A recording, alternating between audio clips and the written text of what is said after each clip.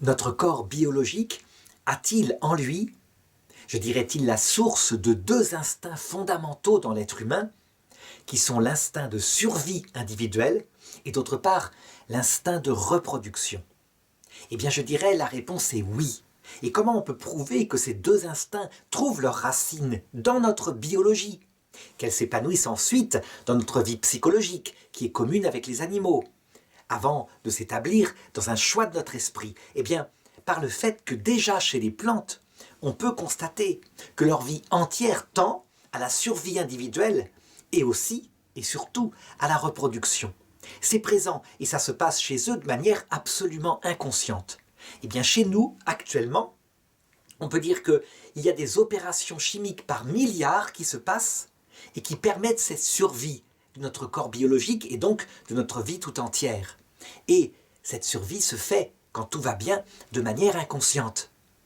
Et pourtant, au moindre pépin par rapport à cet instinct-là, qui fait que tout d'un coup la nourriture, ou l'air, ou la boisson pourrait manquer, eh bien l'instinct ressurgit dans le conscient, et de manière extrêmement violente, au point que on peut dire que l'instinct de survie individuelle est probablement celui auquel nous aurions dû penser quand nous établissions des idéologies je dirais au XIXe siècle.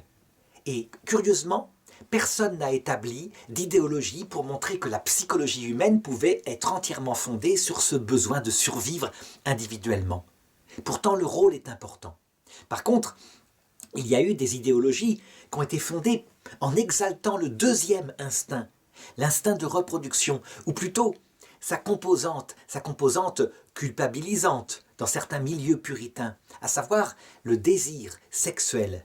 Et c'est Sigmund Freud qui a développé une idéologie où il explique que tout le comportement humain s'explique par cet inconscient sexuel présent en nous. En réalité, rien qu'en écoutant cette vidéo qui fait quelques minutes, on comprend que Freud est une idéologie.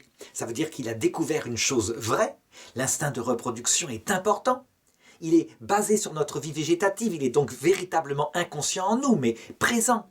Il provoque des comportements psychiques visibles chez les adolescents, pubères, et je dirais qui se manifestent dans toute notre vie. Quand on en est conscient, on les repère.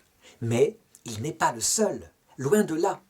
Il y a l'instinct de survie individuelle avec la nourriture.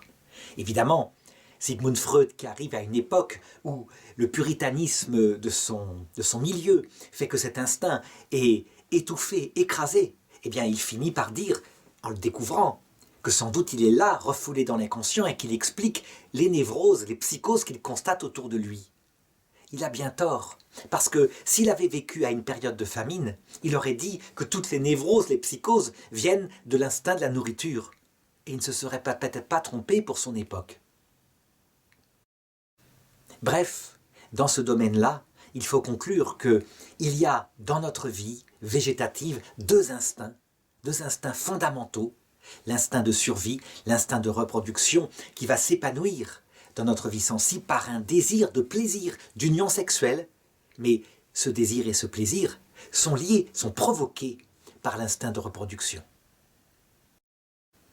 Est-ce que tout ce désir s'explique exclusivement par l'instinct de reproduction?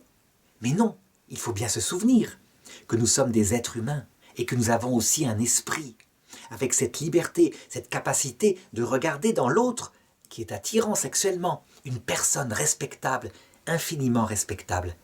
Eh bien, dans la nature humaine plénière, je dirais que cet instinct fondamental sexuel présent dans la vie biologique s'épanouit non seulement dans le désir, mais dans cette volonté profondément morale d'aimer l'autre, de le respecter et d'avoir de lui, avec elle ou lui, une famille qui sera issue d'un grand amour.